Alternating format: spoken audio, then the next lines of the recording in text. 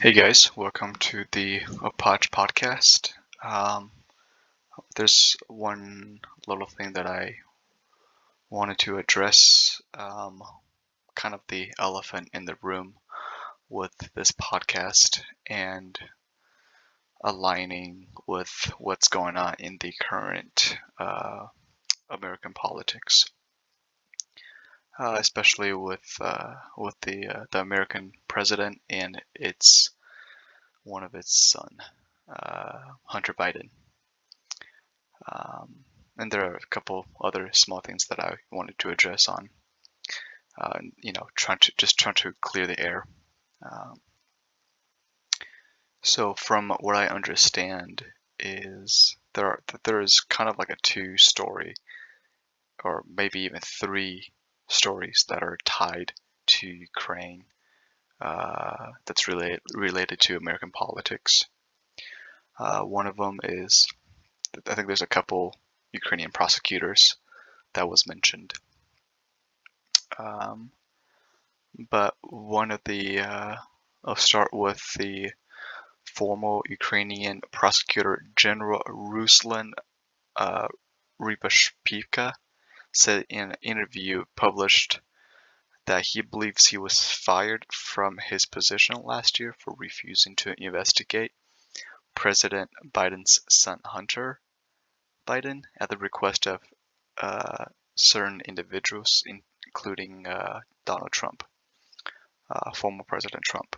And at this time, I believe uh, most people kind of know that Hunter Biden was dealing international business with other countries, uh, kind of like under the desk uh, business deals. And I'm not sure if this has to do anything with the Ukrainian energy company Burisma. Um, I'm sure it does. And so, and another topic was uh, the Biden administration withheld 1 billion to oust a corrupt prosecutor, Viktor Shokin. Um, and there was talks on Hunter Biden being in the middle of it, trying to save his career and whatnot. And Viktor Shokin was not investigating Burisma at the time. I don't know what that was about. Um,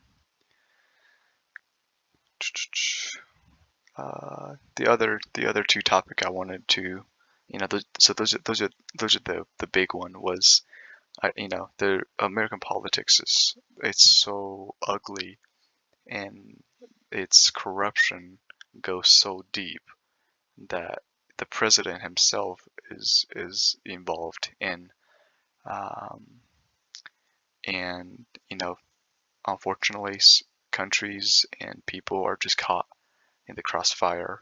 Um, so another topic I wanted to mention was knowing that the 2024 reelection, American reelection, is coming up.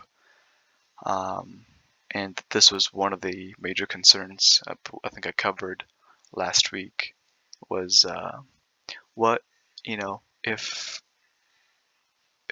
um, how would the donations and the military donations to Ukraine would look like if it was if a new president was elected into office, and this has been a fear, especially from the Ukrainian officials, um, and the Republicans that are running for president have expressed their kind of their view on on giving money to Ukraine, and they are not a fan of this idea, and they potentially could cut the donation by quite a bit, or just completely eliminate and not donate at all.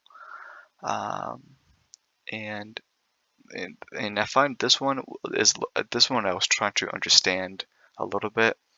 I forgot when I read this, but so Trump has freezed a donation to Ukraine because he was explaining that the other NATO countries um, are not donating or not donating enough, such as Germany, such as France, such as some other countries that are part of the NATO alliance membership.